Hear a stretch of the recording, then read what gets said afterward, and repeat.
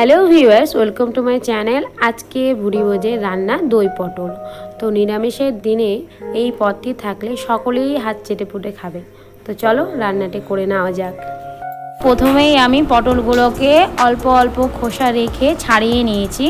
তো তোমরা চাইলে সম্পূর্ণ খোসা ছাড়িয়ে নিতে পারো। আর এই দুই দিকে আমি এইভাবে অল্প অল্প করে চিড়ে নিয়েছি।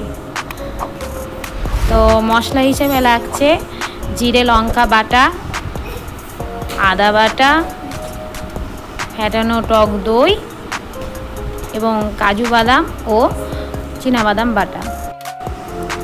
আর লাগছে তেজপাতা, শুকনো লঙ্কা এবং গোটা গরম মশলা। এরপর রান্নাটি করে নেওয়া যাক। আমি কড়াই গরম করে নিয়েছি, এর মধ্যে দিয়ে দেবো সয়া তেল। আমি সম্পূর্ণ রান্নাটি সাদা তেলেই করব। তো এই তেলটি গরম হয়ে গেছে, তো আমি এই তেলের মধ্যে দিয়ে দেবো সামান্য পরিমাণ হলুদ গুঁড়ো, সামান্য পরিমাণ লঙ্কা গুঁড়ো এবং অল্প একটু পরিমাণ লবণ। এবার এক এক করে পটলগুলোকে আমি ছেড়ে দেব এবং লাল করে ভেজে নেব।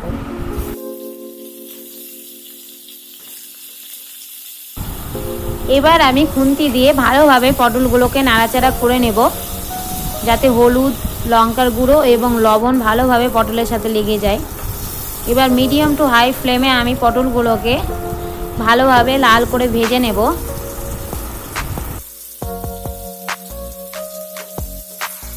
তো বন্ধুরা, পটলগুলো ভালোভাবে লাল করে ভাজা হয়ে গেছে। তো আমি এক এক করে পটলগুলোকে অন্য একটি পাত্রে তুলে নেব।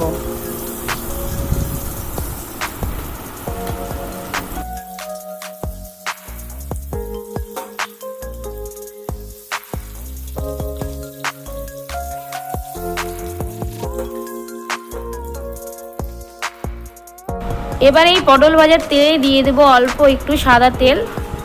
তেলটাকে ভালো করে গরম করে নেব।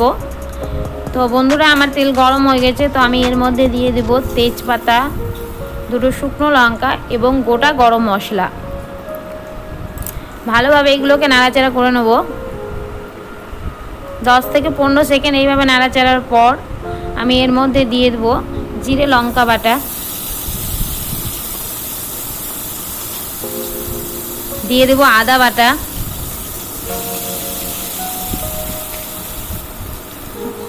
এবং একটু জল। ভালোভাবে সমস্ত উপকরণগুলোকে নেড়ে চেড়ে নেব। এবার এর মধ্যে দিয়ে দেব হলুদ গুঁড়ো, লঙ্কা গুঁড়ো এবং স্বাদ মতো নুন। আবারও আমি সমস্ত উপকরণগুলোকে ভালোভাবে নেড়ে চেড়ে নেব। এবার আমি গ্যাসের ফ্লেমটি কমিয়ে দিয়ে আমি এটিকে 2 মিনিটের জন্য ঢেকে দেব। ফিরে এলাম 2 মিনিট পর। বন্ধুরা, ভালোভাবে আমি আবার মশলাগুলোকে নেড়ে চেড়ে নেব, যাতে মশলাগুলো লেগে না যায়।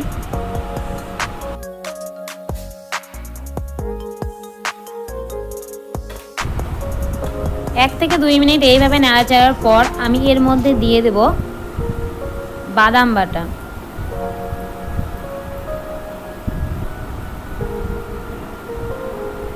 আবার আমি খুন্তি দিয়ে সবগুলোকে মিশিয়ে নেব।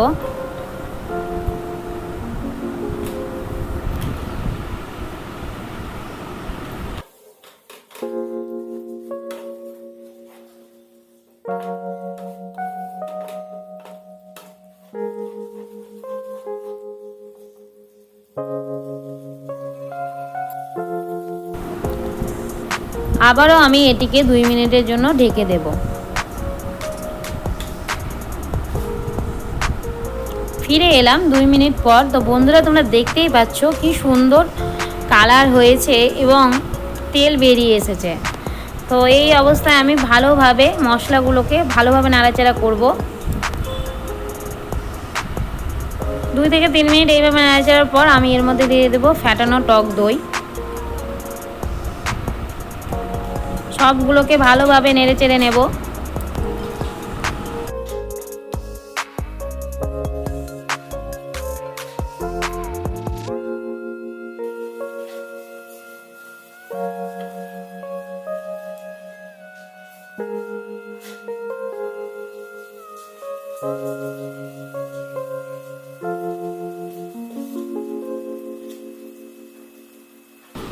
এবার আমি এর মধ্যে দিয়ে দেব 1 চা চামচ পরিমাণ চিনি। আবার আমি ভালোভাবে খুন্তি দিয়ে নাড়াচাড়া করে নেব।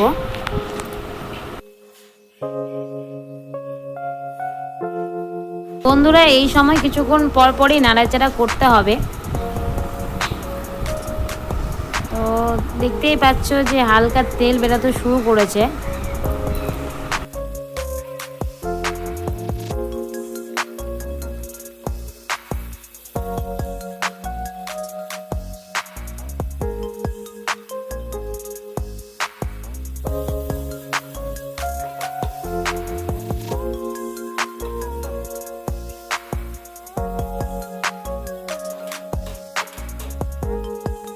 মিনিট 5 এইভাবে নাড়াচাড়ার পর বন্ধুরা আমার মশলা কষানো হয়ে গেছে। তো আমি এর মধ্যে দিয়ে দেবো ভেজে রাখা পটলগুলো। সমস্ত উপকরণগুলোকে আমি ভালোভাবে নেড়ে চেড়ে নেব, যাতে পটলের গায়ে মশলাগুলো ভালোভাবে লেগে যায়।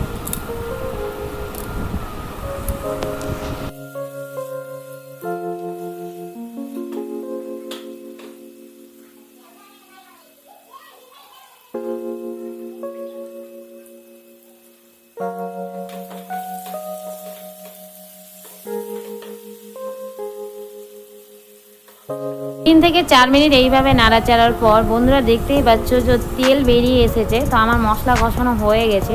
তো আমি এর মধ্যে দিয়ে দেবো 1.5 কাপ পরিমাণ মতো গরম জল। ভালোভাবে নেড়ে চেড়ে নেব।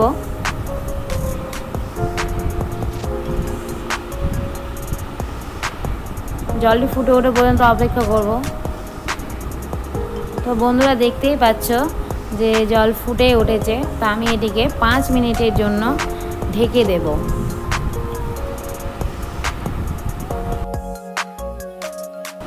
ফিরে এলাম 5 মিনিট পর। আমি পটলগুলোকে ভালোভাবে নাড়াচাড়া করে নেব এবং দেখে নেব পটলগুলো সেদ্ধ হয়েছে কিনা। তো বন্ধুরা দেখতেই পাচ্ছ তো পটল সেদ্ধ হয়েছে। তো এই অবস্থায় আমি দিয়ে দেবো 1/2 চা চামচ পরিমাণ শাহি গরম মশলা গুঁড়ো। ভালোভাবে খুন্তি দিয়ে নাড়াচাড়া করে নেব এবং লো টু মিডিয়াম ফ্লেমে আমি এটাকে ঢাকনা ছাড়াই 1 থেকে 2 মিনিট এইভাবেই ফুটতে দেব।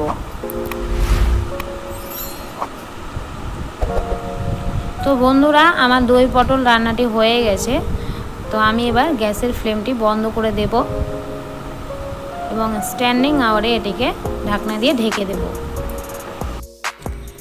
এখন আমার এই দই পটলের রেসিপিটি পরিবেশনের জন্য একদম প্রস্তুত। তো বন্ধুরা কেমন লাগলো তোমাদের এই রেসিপিটি তোমরা অবশ্যই কমেন্ট বক্সে জানাবে এবং এখনও যারা আমার চ্যানেলটি সাবস্ক্রাইব করেনি তারা অবশ্যই সাবস্ক্রাইব করো এবং পাশে থাকা বেল আইকনটি ক্লিক করো, যাতে এই রকম ভিডিও নোটিফিকেশন তোমরা সবার আগে পাও। ধন্যবাদ।